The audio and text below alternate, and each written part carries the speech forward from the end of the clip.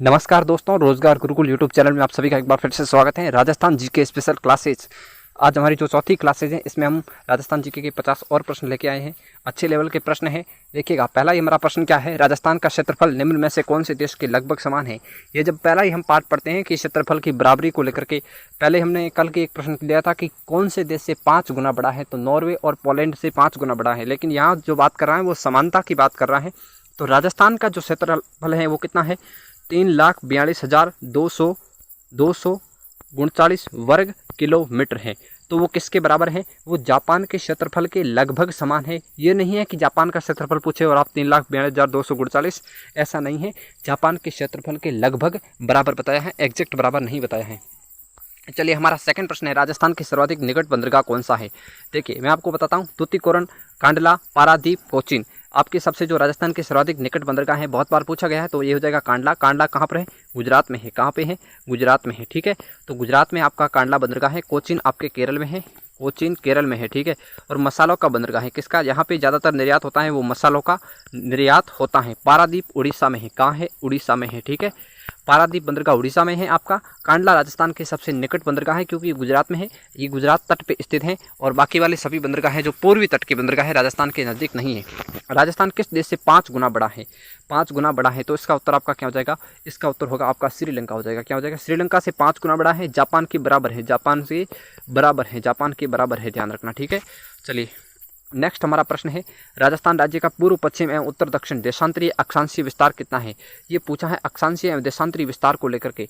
देखिए, पहले ही हम बात करते हैं देशांतरीय, फिर अक्षांशीय। देशांतरीय विस्तार है कितना, 8 डिग्री 47 मिनट, और अक्षांशीय विस्तार कितना है, 7 डिग्री 09 मिनट। देखिएगा, ये जो ब ऑप्शन है इसमें देखिए 8 डिग्री 47 और 7 डिग्री 9 बिल्कुल सही है, ये गलत हो जाएगा। और देखिए सब में है 7 डिग्री 47 दिया, ये गलत हो जाएगा। 8 डिग्री 9 ये गलत हो रहा है। तो आपका ऑप्शन है जो ब, ऑप्शन कौन सा हो जाएगा, आपका ऑप्शन हो जाएगा ब, 54 का उत्तर हो जाएगा। पूर्व पश्चिम और उत्तर दक्षिण देशांतरीय और अक्षांशीय विस्तार इतना है। क्लियर।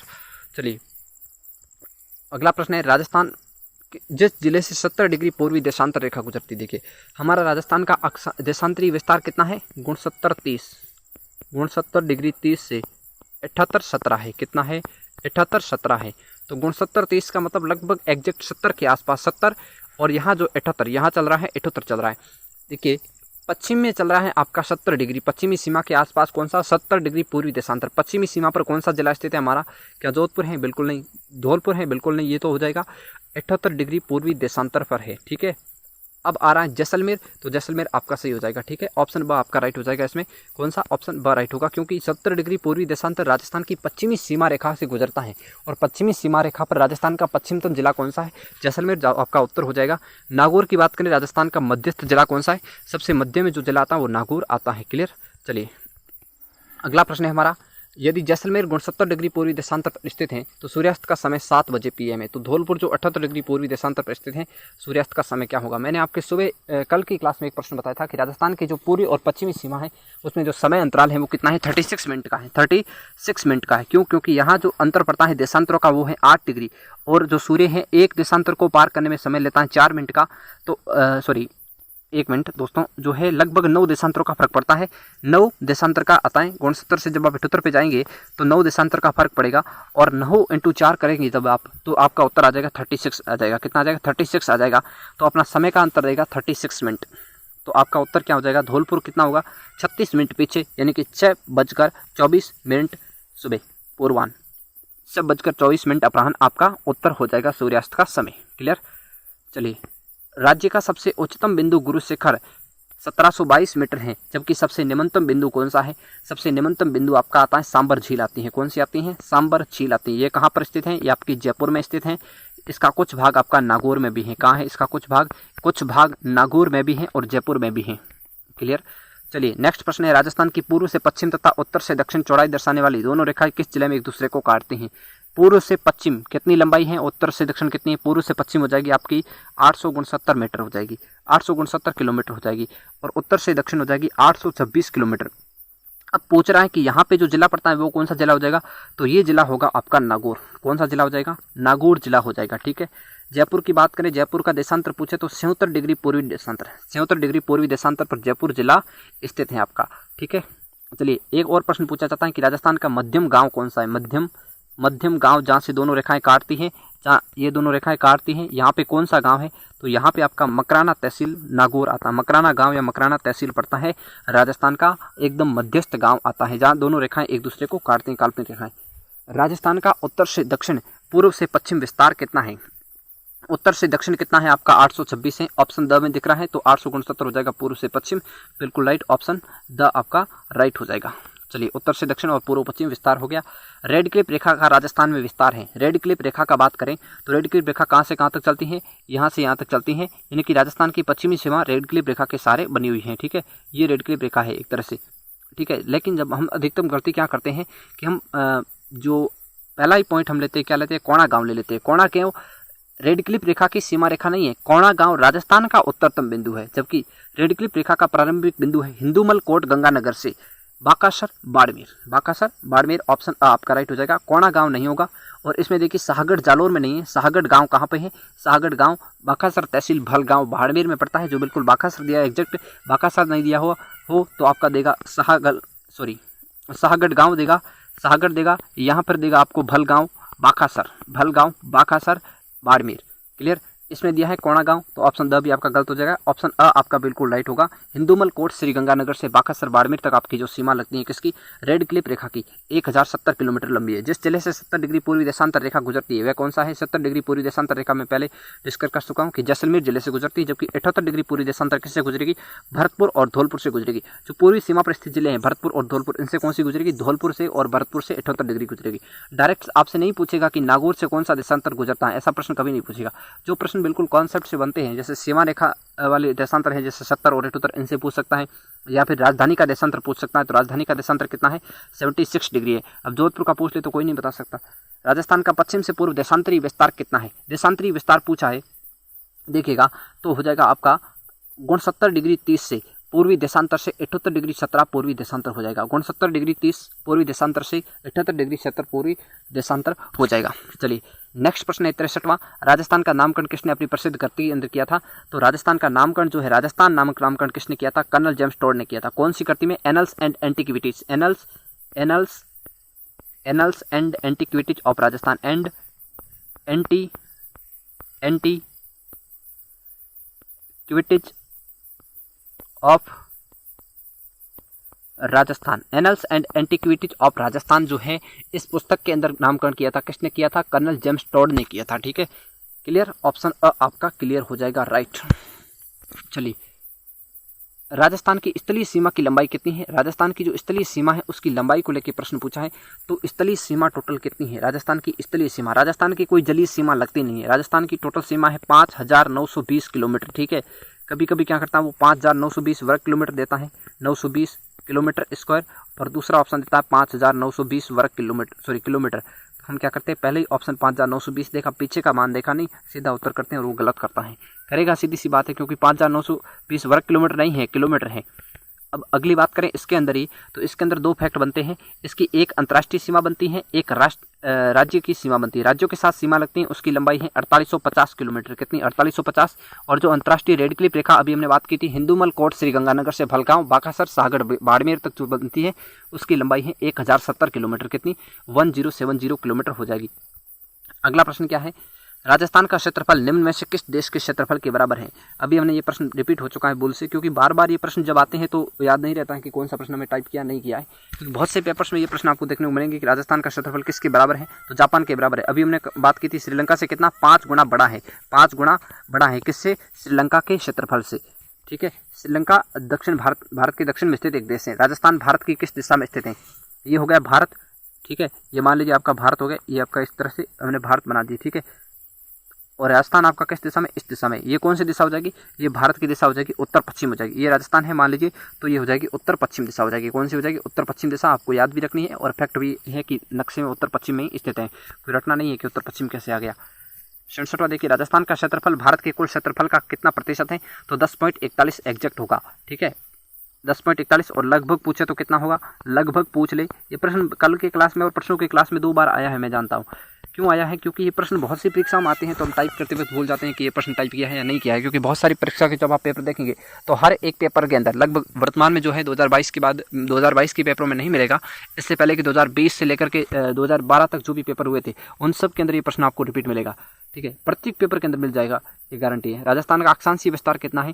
तो राजस्थान का जो अक्षांशीय विस्तार है 23 डिग्री 3 उत्तरी अक्षांश से 30 डिग्री 12 उत्तरी अक्षांश होगा। क्या होगा? 23 डिग्री 3 उत्तरी अक्षांश से, 30 और 3 में भी फर्क है, ध्यान रखना। 23 डिग्री 3 उत्तरी अक्षांश से 30 डिग्री 12 उत्तरी अक्षांश। हम क्या करते हैं कि जीरो का कोई महत्व नहीं है, तो 23 डिग्री 3 का जगह 23 डिग्री 30 है तो उसको भी सही कर देते हैं, जबकि वो क्या है, एक गलती है सबसे बड़ी, माइनर मिस्टेक होती है। ये देखिए दोनों ऑप्शन दिए आपको, ये दोनों ऑप्शन दिए हैं, और ये आया हुआ प्रश्न है, पटवार परीक्षा 2012 में शायद आया हुआ प्रश्न है। और प्रश्न भी देखिए, दोनों ऑप्शन दे रहा है, 23 डिग्री 30 भी दे रहा है, 23 डिग्री 3 भी दे रहा है, उत्तरी अक्षांश से 30 डिग्री 12 उत्तरी अक्षांश, 30 डिग्री 12 उत्तरी अक्षांश। क्लियर? चलिए 69वां प्रश्न है हमारा, 23.5 डिग्री उत्तरी अक्षांश तथा 70 डिग्री पूर्वी देशांतर रेखाएं राजस्थान की निम्नलिखित में से किन जिलों से गुजरती हैं? देखिए 70 डिग्री पूर्वी देशांतर यानी कि पश्चिमी सीमा पर स्थित देशांतर, और 23.5 डिग्री हमने बात की थी बांसवाड़ा और डूंगरपुर से गुजरता है। किससे गुजरता है? बांसवाड़ा और डूंगरपुर से, बांसवाड़ा और डूंगरपुर से गुजरता है। और ये किससे गुजरती है? ये गुजरती है जैसलमेर से, यानी कि बांसवाड़ा, डूंगरपुर और जैसलमेर 3 जिलों का युग्म बनेगा यहाँ पे। बांसवाड़ा जैसलमेर बिल्कुल राइट है। डूंगरपुर नागौर से नहीं गुजरती है, बांसवाड़ा डूंगरपुर, देखिए दोनों का पूछा है, दोनों किससे गुजरती है? दोनों बांसवाड़ा डूंगरपुर से गुजरती है? नहीं, बांसवाड़ा डूंगरपुर जैसलमेर आता तो सही होता, दोनों से नहीं गुजरती हैं। डूंगरपुर धौलपुर, डूंगरपुर सही है लेकिन धौलपुर गलत है, तो आपका ऑप्शन कौन सा बनेगा? ऑप्शन ए ही बनेगा, बांसवाड़ा जैसलमेर या डूंगरपुर जैसलमेर, या फिर बांसवाड़ा डूंगरपुर व जैसलमेर से गुजरती हैं। ठीक है, बांसवाड़ा डूंगरपुर में से कोई भी आता तो आपका उत्तर राइट होता, लेकिन यहाँ पे जो डूंगरपुर बांसवाड़ा आया है वो गलत होगा, क्योंकि दोनों रेखाओं के संदर्भ में पूछा है, दोनों रेखाएं एक साथ कहाँ पे गुजरती हैं, तो वो जैसलमेर बांसवाड़ा डूंगरपुर हो जाएगा। क्लियर? अकेला बांसवाड़ा डूंगरपुर नहीं आएगा। अगला 17वां प्रश्न है, निम्न में से कौन सा युग्म राजस्थान के अक्षांशीय देशांतरी विस्तार को सही रूप से दर्शाता है? अक्षांशीय और देशांतरी विस्तार देखिए, 23 डिग्री 3 से 30 डिग्री 12 उत्तरी अक्षांश, 70 डिग्री 46, क्या ये देशांतर का मान है? बिल्कुल नहीं है, राजस्थान का ऐसा कोई देशांतरीय मान नहीं है। 23 डिग्री 3 से 30 डिग्री 12 उत्तर और 69 डिग्री 30 से 78 डिग्री 17 पूर्वी देशांतर, ये आपका ऑप्शन नंबर राइट है। यहाँ पे देखेंगे तो 11 आ रहा है, बिल्कुल गलत है। यहाँ पे भी 11 आ रहा है, ये भी गलत हो जाएगा, तो आपका ऑप्शन जो है वह राइट होगा। 23 डिग्री 3 से 30 डिग्री 12 उत्तरी अक्षांश और 69 डिग्री 30 से 78 डिग्री 17 पूर्वी देशांतर। क्लियर? चलिए 71वां प्रश्न, राजस्थान के इतिहास का जनक किसे कहते हैं? राजस्थान इतिहास का जनक कहते हैं कर्नल टोड को, जिन्होंने राजस्थान को क्या नाम दिया था? राजस्थान नाम भी दिया था, राजस्थान नाम भी दिया था। ठीक है, श्यामल दास जी भी प्रसिद्ध इतिहासकार है। GH ओझा जी की एक पुस्तक है, GH ओझा जी जो है इनकी एक पुस्तक है प्राचीन भारतीय लिपिमाला, प्राचीन भारतीय लिपिमाला, प्राचीन भारतीय लिपिमाला, ये पुस्तक किसकी है? GH ओझा जी की है, ध्यान रखना, प्राचीन भारतीय लिपिमाला पुस्तक। क्लियर? चलिए नेक्स्ट प्रश्न हम लेते हैं। नेक्स्ट प्रश्न क्या है? 72वां, राजस्थान का राज्य खेल है। राजस्थान का राज्य खेल बास्केटबॉल है। कब घोषित किया गया? 1948 में घोषित किया गया था बास्केटबॉल। इसमें खिलाड़ियों की संख्या 12 होती है। कितनी होती है? इसमें 12 खिलाड़ी होते हैं बास्केटबॉल के अंदर। भारत का राष्ट्रीय खेल हॉकी है। अगला प्रश्न है, उक्त मानचित्र में, मानचित्र मैंने नहीं लिया है, आपको सीधा गांवों की दर्शाना है, क्योंकि मानचित्र का यहाँ कोई मतलब नहीं है प्रश्न में, ऐसे ही मानचित्र आपको दे दिया था। तो गांवों की स्थिति को दर्शाया है जहां से राजस्थान का उत्तर व पूर्व पश्चिम विस्तार नापा जा सकता है। ये स्थितियां 1, 2, 3, 4 अंकित की गई है। वहां पे 1, 2, 3, 4 पे क्या क्या अंकित किए गए थे? इस तरह अंकित किया था। एक कहाँ पे अंकित किया वो देख लीजिए, ये है आपका मानचित्र, ये आपका मानचित्र है। मैं अंकित कर रहा हूँ, चिन्ह अंकित कर रहा हूँ, ध्यान से देख लीजिए। 2 लिख रहा हूँ यहाँ, गणित वाला 2 रोमन का नहीं लिख रहा हूँ, यहाँ लिख रहा हूँ 3, यहाँ लिख रहा हूँ 1 और यहाँ लिख रहा हूँ 4। ये क्या कह रहा है? उत्तर दक्षिण पूर्व पश्चिम विस्तार। 1 पे कौन सा है? 1 पे कौन सा है? 1 पे आपका आ जाएगा कौन सा? पूर्वी गांव आएगा। सबसे पूर्वी गांव कौन सा है? पूर्वी गांव कौन सा आपका? सिलान आएगा या राजाखेड़ा आएगा? सिलान आएगा। सिलान इस तरह कुछ ऑप्शन था, सिलान आएगा। उसके बाद आएंगे 2 पे, 2 पे कौन सा? सॉरी, यहाँ पे जो है, यहाँ पे 3 था और जो है यहाँ पे था 4 और यहाँ पे 2 था। ठीक है, इस तरह ऑप्शन थे मानचित्र में। यहाँ पे 3 लिखा हुआ था, तो सिलान के बाद सामने कौन सा आ जाएगा? 2 नंबर पे आएगा आपका कोणा गांव श्री गंगानगर। दूसरा, क्योंकि राजस्थान की सबसे उत्तरी सीमा कोणा गांव श्री गंगानगर पे समाप्त होती है। तीसरा आएगा कटरा, कटरा तहसील, कटरा गांव सम तहसील जैसलमेर आएगा। क्लियर? और चौथे पे आएगा आपका बोरकुंडा गांव बांसवाड़ा। क्लियर? बोरकुंडा गांव बांसवाड़ा हो जाएगा। चलिए नेक्स्ट प्रश्न लेते हैं हम किसका? नेक्स्ट प्रश्न हम लेते हैं आपके ही कौन से 74वें प्रश्न को लेते हैं। आज के राजस्थान को 19वीं शताब्दी में राजपुताना नाम किसने? राजपुताना और राजस्थान 2 अलग अलग नाम है। राजपुताना और राजस्थान, राजपुताना, राजपुताना, और एक आता है राजस्थान, दोनों अलग अलग नाम है, ध्यान से देखना। राजस्थान नामकरण किया था किसने? कर्नल जेम्स टोड, कर्नल जेम्स टोड ने किया था। जबकि राजपुताना किसने किया था? जॉर्ज थॉमस ने किया था राजपुताना नामक नामकरण राजस्थान का। अगला प्रश्न आता है, राजस्थान के उत्तर दक्षिण पूर्व पश्चिम बिंदुओं को मिलाने वाली काल्पनिक रेखाएं जिस जिले में आपस में एक दूसरे को काटेगी। ये प्रश्न पहले भी आ चुका है, नागौर आपका उत्तर हो जाएगा। ठीक है, चलिए अगला प्रश्न क्या है? कर्क रेखा राजस्थान के किन जिलों में से होकर गुजरती है? कर्क रेखा राजस्थान के बांसवाड़ा डूंगरपुर से गुजरती है। इसकी लंबाई पूछे तो कितनी है? एग्जैक्ट 20 किलोमीटर इसकी लगभग लंबाई है। राजस्थान के अंदर बांसवाड़ा डूंगरपुर ओनली 2 जिलों से गुजरती हैं। क्लियर। चलिए 77वां प्रश्न है, राजस्थान देश के किस भाग में स्थित है?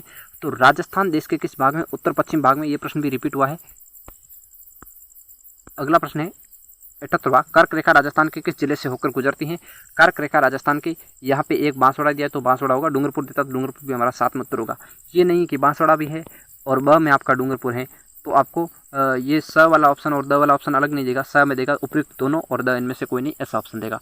ये नहीं कि अलग अलग जिले दिए और 2 जिले बांसवाड़ा डूंगरपुर, ऐसा ऑप्शन आपको कभी नहीं मिलेगा, क्योंकि वो कंफ्यूजिंग वाली स्थिति नहीं है, रियल में वो गलत प्रश्न हो जाता है। 79 नंबर आता है, राजस्थान का राज्य का क्षेत्रफल लगभग कितना है? तो कितना है? 3,42,000 है, तो 3.4 लाख वर्ग किलोमीटर आपका लगभग हो जाएगा। क्लियर। राजस्थान की पहली पोस्ट वुमेन कौन है? तो ये हो जाएगी आपकी गोपाली देवी शर्मा। गोपाली देवी शर्मा राजस्थान की पहली पोस्ट वुमेन के रूप में मानी जाती हैं। राजस्थान के प्रथम आम चुनाव के बाद बनने वाले प्रथम निर्वाचित मुख्यमंत्री कौन थे? प्रथम आम चुनाव के बाद राजस्थान के पहले निर्वाचित मुख्यमंत्री कौन थे? प्रथम निर्वाचित सीएम कौन थे? वो आपके थे टीकाराम पालीवाल। कौन थे? टीकाराम पालीवाल आपके राजस्थान के प्रथम निर्वाचित मुख्यमंत्री थे। ठीक है। दूसरे निर्वाचित मुख्यमंत्री कौन थे? जयनारायण व्यास थे दूसरे निर्वाचित मुख्यमंत्री। राजस्थान के पहले मुख्यमंत्री कौन थे? पहले मुख्यमंत्री हीरालाल शास्त्री थे, जबकि पहले निर्वाचित मुख्यमंत्री कौन थे? टीकाराम पालीवाल थे। प्रथम आम चुनाव 1952 की बात। राजस्थान शब्द का प्राचीनतम प्रयोग किस ग्रंथ में मिलता है? इन दोनों ग्रंथों में मिलता है, राजरूपक में भी, मोहनोत नैणसी की ख्यात में भी, उक्त दोनों में मिलता है। ठीक है। इसके लेखक कौन है? वीरभान रत्नु। वीरभान रत्नु अजित सिंह के काल में लिखी थी। वीरभान रत्नु जी ने, चाण कवि थी वीरभान रत्नु, इन्होंने लिखी थी अजित सिंह के समय। किसके समय? राठौड़ राजा अजित सिंह, जिनकी रक्षा की थी दुर्गादास राठौड़ ने, उन्हीं अजित सिंह के समय राजरूपक की रचना वीरभान रत्नु जी ने की थी। इसके बाद आता मोहनोत नैणसी की ख्यात। इसकी रचना की थी मोहनोत नैणसी ने। किसने? मोहनोत नैणसी ने की थी। किसके दरबार में? महाराजा जयसिंह के दरबार में, राठौड़ जयसिंह के दरबार में थे। ठीक है। मोहनोत नैणसी, इन्होंने रचना की थी मोहनोत नैणसी ख्यात की। और आता है कोलेमाला उद्योतन सूरी, जैन ग्रंथ है कोलेमाला उद्योतन सूरी, इसके लेखक हैं। इसमें मरुभाषा शब्द का उल्लेख है। किसका? इसमें उल्लेख है मरुभाषा शब्द का। मरुभाषा शब्द का उल्लेख किसमें मिलता है? उद्योतन सूरी की कोलेमाला। हालांकि ये प्रश्न का उत्तर नहीं है, फिर भी ऑप्शन आ गया तो हम आपको डिटेल सॉल्यूशन दे रहे हैं। इसलिए उद्योतन सूरी कोलेमाला, इसके अंदर मरुभाषा शब्द का उल्लेख मिलेगा आपको। 83वां प्रश्न है, राजस्थान के प्रथम मुख्य सचिव कौन थे? राजस्थान के जो प्रथम मुख्य सचिव थे वो थे आपके के राधाकृष्ण। कौन थे? के राधाकृष्ण थे। चलिए अगला प्रश्न है, राज्य का एकमात्र स्टॉक एक्सचेंज कहाँ स्थित है? जयपुर। राजस्थान का एकमात्र स्टॉक एक्सचेंज कहाँ है? जयपुर में स्थित है। देखिएगा 85वां हमारा प्रश्न है, राजस्थान का प्रवेश द्वार किससे कहते हैं? प्रवेश द्वार का मतलब कहते हैं गेट, यानी कि कहाँ से राजस्थान में प्रवेश द्वार का मतलब है कहाँ से राजस्थान में प्रवेश होता है। यानी कि इधर से जब आते हैं हम लोग, यहाँ कोई पहले जो आक्रमणकारी आते थे उनको लेकर के सवाल पूछ सकते हैं कि कहाँ से प्रवेश करते थे। तो यहाँ पर एक दुर्ग आता है लोहागढ़ दुर्ग भरतपुर। कौन सा दुर्ग आता है? सबसे पहले आता है राजस्थान का अभेद्य दुर्ग लोहागढ़ दुर्ग भरतपुर, जिसको अंग्रेज भी जीत नहीं पाए थे। उस लोहागढ़ भरतपुर की बात करते हैं। तो सबसे पहले हमारा जिला कौन सा आ गया प्रवेश के रूप में? तो प्रवेश करते हैं हम भरतपुर से, तो राजस्थान का प्रवेश द्वार कहते हैं भरतपुर को कहते हैं। ठीक है। राजस्थान का प्रवेश द्वार कहते हैं भरतपुर को। अगला जिला आता है जयपुर। जयपुर को क्या कहते हैं? पिंक सिटी कहते हैं। जिसकी स्थापना कब हुई? Pink city. पिंक सिटी जो है इसका स्थापना हुई थी 1727 में हुई थी। कब हुई थी? 1727 में स्थापना हुई थी। एक प्रश्न पूछा जाता है कि जयपुर को गुलाबी रंग से किसने रंगवाया? बहुत इंपॉर्टेंट प्रश्न है, सेकंड ग्रेड जैसे एग्जाम में पूछा गया कि जयपुर को गुलाबी रंग से किसने रंगवाया? राम सिंह द्वितीय। किसने? राम सिंह द्वितीय ने जयपुर को गुलाबी रंग से पोता था। किसके समय? प्रिंस ऑफ अल्बर्ट के समय 1876 में। प्रिंस ऑफ अल्बर्ट के आगमन के समय, अल्बर्ट के आगमन के समय जयपुर को गुलाबी रंग से नवाजा था। किसने? महाराजा राम सिंह द्वितीय ने। सवाई राम सिंह द्वितीय या राम सिंह द्वितीय। एक प्रश्न ऐसे भी होते हैं कि नॉर्मल प्रश्न होते हैं कि राजस्थान का प्रवेश द्वार किसे कहते हैं, उत्तर हो गया भरतपुर। चलो बच्चों नेक्स्ट प्रश्न करते हैं। तो उससे कोई मतलब नहीं क्योंकि आप ये प्रश्न कई बार पढ़ चुके हैं, लेकिन मेरा उद्देश्य यही है कि आपका कॉन्सेप्ट क्लियर हो जाए। तो जोधपुर को कहते हैं राजस्थान की ब्लू सिटी कहते हैं। क्या कहते हैं? ब्लू सिटी कहते हैं। ब्लू सिटी ये किसने कहा था? ये कहा था बिल गेट्स ने कहा था। किसने कहा था? बिल गेट्स ने कहा था जोधपुर को राजस्थान की blue city. Jodhpur is blue city of Rajasthan, ये कहा था बिल गेट्स ने कहा था। ठीक है, चलिए अलवर। अलवर एक जिला है जिसका प्रतीक पूछा जाता है अधिकतर कि अलवर का जो है शुभंकर क्या है। तो अलवर में क्या आ रहा है? लवर आ रहा है। और लवर क्या करता है? सांबर खाता है। क्या कहता है? इडली सांबर खाता है। इडली सांबर खाता है। इसके अलावा लवर को कुछ नहीं पता क्योंकि वो तो प्यार में पागल है, लवर है, तो इडली सांबर खाएगा, सीधी सी बात है। तो सांबर किसका है? अलवर का जो शुभंकर है, जिला शुभंकर, वो है सांबर है। ठीक है, जोधपुर का क्या है? जोधपुर में अधिकतर कुर्जा पक्षी आवास के लिए आती हैं, तो उसे कुर्जा जोधपुर का शुभंकर हो गया। भरतपुर में क्या आते हैं? साइबेरियन सार्स आते हैं। केवलादेव राष्ट्रीय घना पक्षी अभ्यारण्य में तो सार्स हो गया। और जयपुर में कौन सी झील है? सांबर झील है। जयपुर में कौन सी झील है? जयपुर में आपकी सांबर झील। और सांबर झील सबसे गहरी झील है। उसका क्या है? तल सबसे गहरा है। तल सबसे गहरा है। तल से याद रखना है चीतल। तल से चीतल याद रखना किसका? जयपुर का। क्लियर? चलिए नेक्स्ट प्रश्न 86। मैग्सेस पुरस्कार प्राप्त करने वाली। मैग्सेस पुरस्कार क्या है? Ramon Magsaysay. Ramon Magsaysay.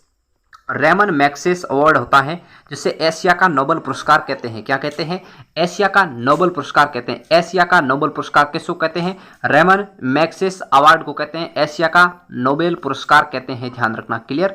Asia का नोबेल कहते हैं रेमन मैग्सेस पुरस्कार को। ये प्राप्त करने वाली राजस्थान की प्रथम महिला कौन थी? श्रीमती अरुणा रॉय थी। कौन थी? श्रीमती अरुणा रॉय थी। 2005 में इसको किसके लिए मिला था? सूचना के अधिकार के लिए। सूचना के अधिकार के लिए जिन्होंने संघर्ष किया था, इनके संघर्ष के प्रति निष्ठा और कर्तव्यबद्धता को देखते हुए और जो जनहित में इन्होंने कार्य किए थे उसको देखते हुए सूचना का अधिकार अधिनियम लागू करवाया। इसलिए जो है अंतर्राष्ट्रीय संस्था है, फ्रांस में ये मिलता है, उसके लिए इनको मिला है। फ्रांस में नहीं मिलता, ये कौन से देश मिलता है मैं भी अभी याद नहीं कर पा रहा हूँ। फिलीपींस देश में ये मिलता है। मैग्सेस पुरस्कार श्रीमती अरुणा रॉय को 2005 में मिला था। ठीक है, मनीला फिलीपींस में मिलता है। कहाँ मिलता है? Manila Philippines. मनीला फिलीपींस में मिलता है कौन सा award? Ramon Magsaysay award. Manila Philippines. Asia का नोबेल कहते हैं फिलीपींस। मनीला फिलीपींस में ये अवार्ड मिलता है, ध्यान रखना। चलिए नेक्स्ट प्रश्न 87। भारत का पहला भूमिगत परमाणु परीक्षण कहाँ हुआ था? याद कीजिए 1974 के वो दिन जब डॉक्टर एपीजे अब्दुल कलाम, कौन? Doctor APJ Abdul Kalam. APJ Kalam Bharat का जो है एक रत्न था जिसका निधन जो है 2014 में हुआ था, 2016 में हुआ था। 27 जुलाई 2016 में इनका निधन हो गया था। इनके नेतृत्व में जो है पोखरण जैसलमेर के अंदर जो है भारत का पहला भूमिगत परमाणु परीक्षण किया गया था। ये बात ध्यान रखना। कहाँ पे? 1974 में एपीजे अब्दुल कलाम के नेतृत्व में पोखरण जैसलमेर इसका सही उत्तर होगा। ठीक है, चलिए डिडवाना नागौर बामनवास इनमें नहीं किया गया था, ध्यान रखना। पोखरण जैसलमेर आपका सही होगा। उसका नाम क्या था? शक्ति। क्या था? ऑपरेशन शक्ति था। क्या था? ऑपरेशन शक्ति था। जो जैसलमेर का पहला भूमिगत परमाणु परीक्षण हुआ था 1974 में, उसका नाम था ऑपरेशन शक्ति। क्या नाम था? ऑपरेशन शक्ति नाम था, ये ध्यान रखना। राजस्थान की प्रथम महिला विधायक थी। राजस्थान की पहली महिला विधायक कौन थी? यशोदा देवी थी। राजस्थान की पहली महिला सांसद कौन थी? 1962 में महारानी गायत्री देवी। ये महाराजा मान सिंह की पत्नी थी। किसकी? मान सिंह द्वितीय। मान सिंह द्वितीय। मान सिंह द्वितीय जो राजस्थान की प्रथम और अंतिम राज प्रमुख रहे थे। मान सिंह द्वितीय क्या थे? राजस्थान के प्रथम और अंतिम राज प्रमुख रहे थे। इनके बारे में दो बातें हैं, ध्यान से सुन लिए। मान सिंह की पत्नी, मान सिंह द्वितीय की पत्नी, मान सिंह की पत्नी है, ध्यान रखना। मान सिंह कौन थे? राजस्थान के प्रथम और अंतिम राज प्रमुख। प्रथम एंड अंतिम राज प्रमुख कौन? मान सिंह। किसके? राजस्थान के प्रथम अंतिम राज प्रमुख थे। क्लियर? मान सिंह का पॉइंट क्लियर हुआ। अब गायत्री देवी की बात करें तो 1962 में लोकसभा के सदस्य चुनी गई और राजस्थान की प्रथम महिला सांसद थी। राजस्थान की प्रथम महिला सांसद थी। प्रथम महिला सांसद थी किसकी? राजस्थान की। क्लियर?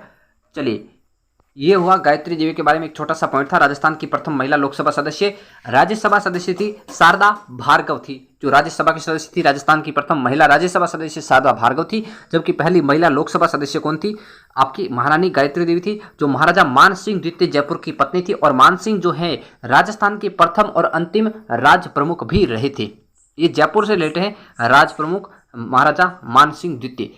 श्रीमती प्रभा राव राजस्थान की राज्यपाल रह चुकी हैं। और प्रतिभा पाटिल राजस्थान की प्रथम महिला राज्यपाल। राजस्थान की प्रथम क्या है, प्रथम महिला राज्यपाल हैं। राजस्थान की प्रथम महिला राज्यपाल कौन है, श्रीमती प्रतिभा पाटिल। और भारत की प्रथम महिला राष्ट्रपति भी कौन है, श्रीमती प्रतिभा पाटिल। श्रीमती प्रतिभा पाटिल प्रथम महिला राष्ट्रपति हैं। किसकी है, भारत की प्रथम महिला राष्ट्रपति श्रीमती प्रतिभा देवी सिंह पाटिल, मध्य प्रदेश से संबंधित है। राजस्थान के प्रथम राज्यपाल कौन थे, राजस्थान के प्रथम और अंतिम राज प्रमुख थे श्री सवाई मान सिंह। जबकि सरदार गुरुमुख निहाल सिंह कब बने थे, 1 नवंबर 1956। कब, 1 नवंबर 1956 में, क्लियर। 1 नवंबर 1956 को सरदार गुरुमुख निहाल सिंह जी थे, वो क्या बने थे, राजस्थान के राज्यपाल बने थे, प्रथम राज्यपाल बने थे। अगले आते हैं सरदार जोगेंद्र सिंह जी, ये भी राजस्थान के राज्यपाल रह चुके हैं। सरदारा सिंह जी नहीं है, दरबारा सिंह जी थे। दरबारा सिंह जी जिनका कार्यकाल के दौरान निधन हुआ था, सबसे कम कार्यकाल दरबारा सिंह जी, सिर्फ 17 दिन है, 18 दिन का कार्यकाल है। ये भी राजस्थान के राज्यपाल रह चुके हैं, ठीक है। चलिए नेक्स्ट प्रश्न लेते हैं हम, 90वां।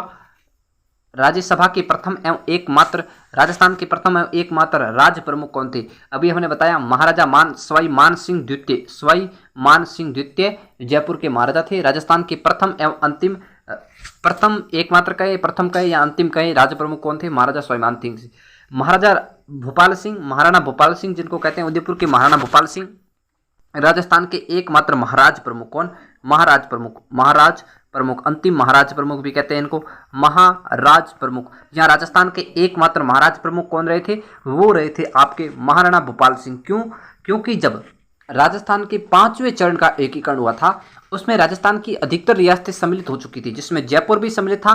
कौन था, सबसे बड़ी राजस्थान की रियासत थी उदयपुर और जयपुर और जोधपुर ये सम्मिलित हुई थी। जयपुर को ज़्यादा वरिष्ठ माना गया, लेकिन उस समय उदयपुर सम्मिलित नहीं थी। जब जयपुर और उदयपुर दोनों राजस्थान में एक साथ सम्मिलित हो गए थे, यानी कि राजस्थान भी संघ में, जयपुर भी संघ में आ गया, उदयपुर भी संघ में आ गया, उस समय विवाद हो गया था कि महाराज प्रमुख हम बनेंगे, क्योंकि महाराणा उदय सिंह को वचन दिया था अंग्रेजों ने, जो एकीकरण करवाने वाले थे सरदार वल्लभ भाई पटेल और अदर जो नेता थे, उन सभी ने वचन दिया था कि महाराणा जो उदय सिंह के उदयपुर के महाराणा है वो आजीवन राज्य प्रमुख रहेंगे। लेकिन बाद में जब जयपुर के महाराजा थे, वो इस समझौते के आधार पर सम्मिलित हुए थे कि हम जो है राजस्थान के राज प्रमुख का पद धारण करेंगे। तब क्या हुआ कि इनकी जो समझौता हुआ था उदयपुर को लेकर के, तो उन्होंने क्या किया, उदयपुर के महाराणा को महाराज प्रमुख का पद दे दिया। किसका, महाराज प्रमुख का पद दे दिया उदयपुर के महाराणा को। और राज प्रमुख किसको बना दिया, राज प्रमुख बना दिया आपके जयपुर के महाराजा सवाई मान सिंह द्वितीय को बना दिया, जिनकी पत्नी महारानी गायत्री देवी जी 1962 के अंदर राजस्थान की प्रथम महिला लोकसभा सदस्य भी चुनी गई थी। चलिए नेक्स्ट प्रश्न क्या है हमारा, नेक्स्ट प्रश्न लेते हैं 91वां। डांग क्षेत्र में आने वाला भूभाग है। देखिए डांग क्या है, चंबल बीहड़ क्षेत्र डांग प्रदेश कहलाता है। डांग प्रदेश क्या है, चंबल का बीहड़ प्रदेश, चंबल बीहड़ क्षेत्र, चंबल नदी का जो उत्खात भूमि है, चंबल उत्खात भूमि है, वही एक तरह से डांग प्रदेश कहलाता है।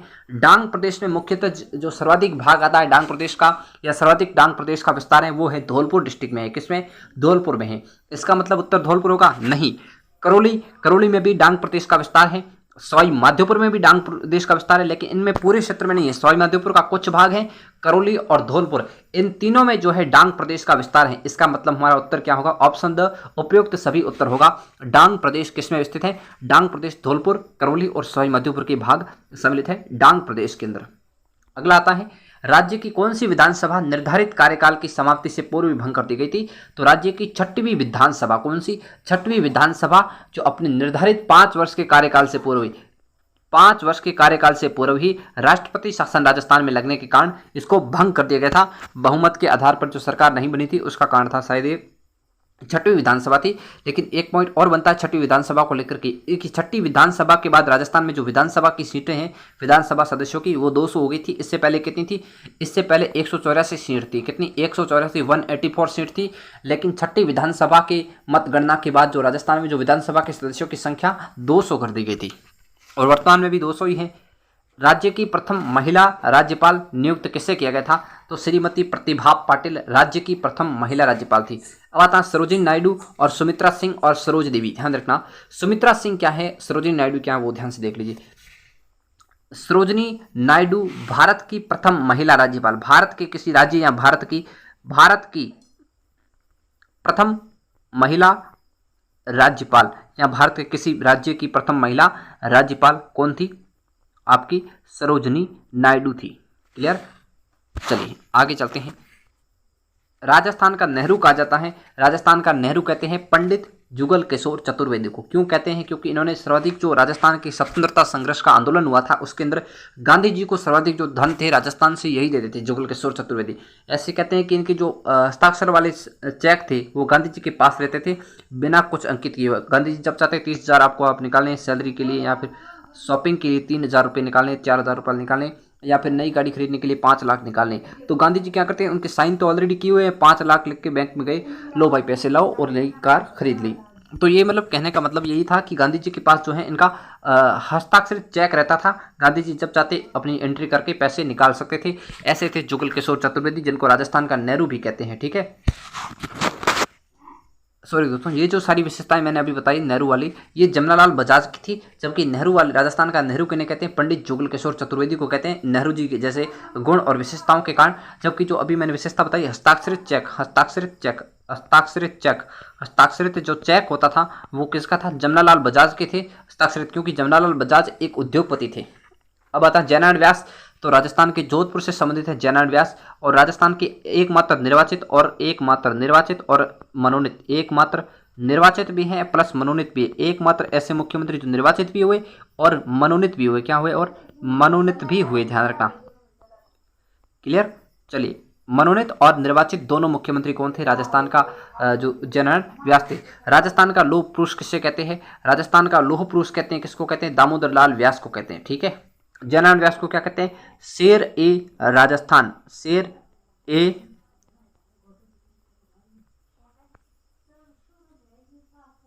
राजस्थान। अगला आता है जमनालाल बजाज। जो जमनालाल बजाज राजस्थान के उद्योगपति थे और इनका जो हस्ताक्षरित चेक रहता था। अगले आते हैं महाराणा प्रताप सिंह, जिनको कहते हैं शेर ए हल्दी घाटी कहते हैं, शेर ए हल्दी घाटी कहते हैं। ठीक है, राजस्थान का लौह पुरुष किसको कहते हैं? दामोदर लाल व्यास को कहते हैं राजस्थान का लौह पुरुष। और जो राजस्थान के शेर ए राजस्थान है वो कौन है? जयनारायण व्यास। लक्कड़ पक्कड़ और अकल का धनी भी कहते हैं जयनारायण व्यास को। दामोदर लाल व्यास हो गया महाराणा प्रताप, शेर ए हल्दी घाटी, और जमनालाल बजाज राजस्थान के उद्योगपति थे जिन्होंने स्वतंत्रता संघर्ष के दौरान अपने हस्ताक्षरित चेक महात्मा गांधी को सुपुर्द किए थे। अगला आता है राजस्थान के प्रथम आम चुनाव कब हुए? राजस्थान के प्रथम आम चुनाव हुए थे 1952 में। कब हुए? 1952 में हुए थे। ठीक है, इसके बाद राजस्थान के पहले निर्वाचित मुख्यमंत्री बने थे टीकाराम पालीवाल। कौन से पालीवाल? टीकाराम पालीवाल, टीकाराम पालीवाल, टीकाराम पालीवाल राजस्थान के प्रथम निर्वाचित मुख्यमंत्री बने थे। ये हो चुका है। 97वां प्रश्न है, राजस्थान उच्च न्यायालय की मुख्य पीठ कहाँ है? राजस्थान उच्च न्यायालय की मुख्य पीठ कहाँ है? ध्यान से देखना, राजस्थान उच्च न्यायालय की एक है मुख्य पीठ, एक आती है आपकी खंडपीठ। कौन सी पीठ आती है? खंडपीठ आती है। मुख्य पीठ स्थित है जोधपुर में। जो अभी हाईकोर्ट बन रहा है नया, वो भी जोधपुर में है। राजस्थान उच्च न्यायालय की मुख्य पीठ जोधपुर में है, जबकि जो उसकी खंडपीठ है वो कहाँ स्थित है? वो स्थित है आपकी जयपुर डिस्ट्रिक्ट के अंदर। अगला है, राजस्थान का निर्माण किस तिथि को हुआ? किस तिथि को हुआ? राजस्थान का निर्माण जो है किस तिथि को हुआ, ये प्रश्न है। तो 1 नवंबर 1956 को हुआ था राजस्थान का निर्माण। लेकिन एक और प्रश्न आता है 1 नवंबर 2000 को लेकर के। 1 नवंबर 2000 को राजस्थान एक है भारत का सबसे बड़ा राज्य बना था। कौन? राजस्थान भारत का सबसे बड़ा राज्य बना था 1 नवंबर 2000 को। क्यों? क्योंकि इस दिन जो है, इस दिन मध्य प्रदेश से छत्तीसगढ़ राज्य अलग हुआ था। इस दिन क्या हुआ था? मध्य प्रदेश से क्या निकला था? छत्तीसगढ़ निकल गया था और एक अलग राज्य बन गया था। कौन? छत्तीसगढ़ मध्य प्रदेश से निकल के एक अलग राज्य बना था 1 नवंबर 2000 को। और इसी दिन राजस्थान भारत का सबसे बड़ा राज्य का दर्जा प्राप्त करके अपने अस्तित्व में आता है। और 1 नवंबर 1956 ही राजस्थान का लकी दिन है। 1 नवंबर को ये राजस्थान का अस्तित्व में आया था। 1 नवंबर को ये राजस्थान के प्रथम जो राज्यपाल थे सरदार गुरुमुख निहाल सिंह जी बने थे। एक प्रश्न आता है कि राजस्थान नाम संवैधानिक रूप से राजस्थान नाम कब दिया गया या संवैधानिक अस्तित्व में कब आया? तो उसका उत्तर होगा 26 जनवरी 1950। इस दिन राजस्थान के एकीकरण का 6वां चरण कंप्लीट हुआ था। राजस्थान दिवस कब मनाया जाता है? तो राजस्थान दिवस मनाया जाता है 30 मार्च को मनाया जाता है राजस्थान दिवस। राजस्थान स्थापना दिवस एक आता है, राजस्थान दिवस ये होता है 30 मार्च को। एक आता है स्थापना दिवस। तो राजस्थान किस दिन स्थापित हुआ था? स्थापना दिवस आएगा आपका 1 नवंबर को मनाते हैं, क्योंकि 1 नवंबर 1956 को राजस्थान के एकीकरण के 7 चरण कंप्लीट होते हुए सिरोही के अर्बुद प्रदेश को राजस्थान में मिलाते हुए जो मध्य प्रदेश के कुछ क्षेत्र राजस्थान को दिए गए और राजस्थान के कुछ क्षेत्र मध्य प्रदेश को। इसके अलावा राजस्थान में जो भारत का चौथा केंद्र शासित प्रदेश था 4 में से एक, अजमेर मेरवाड़ा क्षेत्र, उसको भी राजस्थान में मिलाया गया और राजस्थान का एकीकरण कंप्लीट हुआ था 1 नवंबर 1956 को। चलिए हो गया राजस्थान दिवस वाला। चलिए 100वां प्रश्न है, राजस्थान आधुनिक राजस्थान के निर्माता कहे जाते हैं। आधुनिक राजस्थान के निर्माता कहते हैं मोहनलाल सुखाड़िया को। एक बात ध्यान रखना, इन्होंने जो थी 1962 में जो संभागीय व्यवस्था थी उसको समाप्त किया। किसको? संभागीय व्यवस्था। एक मिनट, 1962 में जो है मोहनलाल सुखाड़िया ने क्या किया? संभागीय व्यवस्था को समाप्त किया। किसको? कौन सी व्यवस्था? संभागीय व्यवस्था। इसको किसने समाप्त किया? मोहनलाल सुखाड़िया ने समाप्त कर दिया था संभागीय व्यवस्था को। पुणे 1987 में प्रारंभ किया गया। जयनारायण व्यास बता चुका हूं। भैरव सिंह शेखावत राजस्थान के तीन बार मुख्यमंत्री रह चुके हैं। हरिदेव जोशी राजस्थान के 3 बार मुख्यमंत्री रह चुके हैं। ये राजस्थान के 4 बार रहे हैं। एक प्रश्न आया था कि निम्नलिखित में से कौन से ऐसे नाम हैं जो राजस्थान के 3 बार मुख्यमंत्री पद पर शपथ ले चुके हैं। यहाँ पर एक आया था कि सर्वाधिक बार शपथ ले चुके थे, तो सर्वाधिक बार शपथ में उसमें मोहनलाल सुखाड़िया ऑप्शन में नहीं था। उसमें एक ऑप्शन था भैरव सिंह शेखावत और उनके साथ एक अलग नाम था। लेकिन जो 3 बार शपथ लेने वाले मुख्यमंत्री हैं, मोहनलाल सुखाड़िया के बाद 3 ही ऐसे मुख्यमंत्री हैं जिन्होंने 3 बार शपथ ली है। भैरव सिंह शेखावत आते हैं, हरिदेव जोशी आते हैं और एक आपके आते हैं अशोक गहलोत। जो वर्तमान में मुख्यमंत्री अशोक गहलोत, वो भैरव सिंह शेखावत और हरिदेव जोशी, ये तीनों हैं जो राजस्थान के 3 मुख्यमंत्री हैं मोहनलाल सुखाड़िया के बाद जिन्होंने 3 बार मुख्यमंत्री पद हेतु शपथ ग्रहण की थी। इसके अलावा भैरव सिंह शेखावत से एक प्रश्न पूछा जाता है कि राजस्थान के कौन से मुख्यमंत्री थे जो भारत में उपराष्ट्रपति भी बने, तो ये उपराष्ट्रपति भी बने थे। कौन? भैरव सिंह शेखावत राजस्थान के मुख्यमंत्री भी रहे हैं और भारत के उपराष्ट्रपति भी रहे हैं। हरिदेव जोशी जिन्होंने असम के मुख्यमंत्री रहते हुए, असम के राज्यपाल रहते हुए भारत के मुख्यमंत्री, राजस्थान के मुख्यमंत्री की शपथ ली थी। वाल्मीकि ने राजस्थान के भूभाग को क्या नाम दिया था? तो वाल्मीकि ने राजस्थान के भूभाग को नाम दिया था मरुकांतर। क्या नाम दिया था? मरुकांतर नाम दिया था। ठीक है, राजस्थानीय देते ये मिलता है खीमल माता मंदिर के शिलालेख मिलता है 689 790 ईसा पूर्व का आता है खीमल माता मंदिर। कौन सा? खीमल माता मंदिर सिरोही। खीमल माता, कौन सी माता? खीमल माता मंदिर कहाँ पे स्थित है? खीमल माता सिरोही के शिलालेख से मिला राजस्थानिया द्वितीय। राजस्थान भी कहते हैं कुछ विद्वान, कुछ मरु प्रदेश भी कहते हैं। ठीक है, मरु प्रदेश कहते हैं, राजस्थान कहते हैं, राजपुताना कहते हैं और अंत में कर्नल जेम्स टॉड ने इसको राजस्थान का था। किस बुक में? Annuls and antiquities of Rajasthan. स्वतंत्रता के समय राजस्थान में कितनी रियासतें और ठिकाने थी? तो स्वतंत्रता के समय 19 तो रियासतें थी, 3 ठिकाने थे और एक अजमेर मेरवाड़ा केंद्र शासित प्रदेश था। 3 ठिकाने कौन से थे? नकल, क्या याद रखना आपको? नकल। कौन सी कल? नकल। कौन सी कल? नकल आपको याद रखनी। नकल से किस तरह याद रखना? नकल को देखिए किस तरह यूज करना है। न से हो गया आपका नीम राणा। कौन सा राणा? नीम राणा। न से हो गया नीम राणा। कौन सा राणा? नीम राणा। क से हो गया आपका कुशलगढ़ हो गया। कौन सा हो गया? कुशलगढ़ हो गया। क से हो गया कुशलगढ़, कुशलगढ़। और ला से हो गया आपका लावा। कौन सा? लावा, लावा, लावा। तो ये 3 ठिकाने थी। इसके अलावा अजमेर मेरवाड़ा का केंद्र शासित प्रदेश था। उस समय भारत में टोटल 4 केंद्र शासित प्रदेश थे। एक तो आपका अजमेर मेरवाड़ा, एक आपका दिल्ली, एक कुर्ग और एक बलूचिस्तान। कौन से थे? एक तो आपका हो गया अजमेर मेरवाड़ा, एक आपका था दिल्ली। कौन सा था? एक आपका था दिल्ली, बड़े लेवल के एग्जाम में पूछ सकते हैं। एक आपका था कुर्ग और एक था बलूचिस्तान पाकिस्तान। बलूचिस्तान कौन सा था? बलूचिस्तान पाकिस्तान भारत का एक केंद्र शासित प्रदेश था पाकिस्तान में, बाकी 3 हिंदुस्तान में ही थे। ठीक है, 20 रियासतें नहीं जी, 20 नहीं, 19 रियासतें 3 ठिकाने, लेकिन ये अजमेर मेरवाड़ा लिखा है तो ये सबसे उचित ऑप्शन होगा। ये भी सही है, ये गलत नहीं है, लेकिन इसमें एक अजमेर मेरवाड़ा नहीं लिखा है तो ये बिल्कुल राइट आंसर होगा एक पॉजिटिव आंसर के हिसाब से। राजस्थान का वह शहर जो त्रिकोणात्मक शैली में, ये 3-4 प्रश्न उलट पुलट हैं, क्रम वाइज नहीं है, 101 2 3 4। वह शहर जो त्रिकोणात्मक शैली में बसा हुआ है वह कौन सा? झालावाड़। झालावाड़ के बारे में ध्यान रखना, अंग्रेजों द्वारा स्थापित अंतिम रियासत।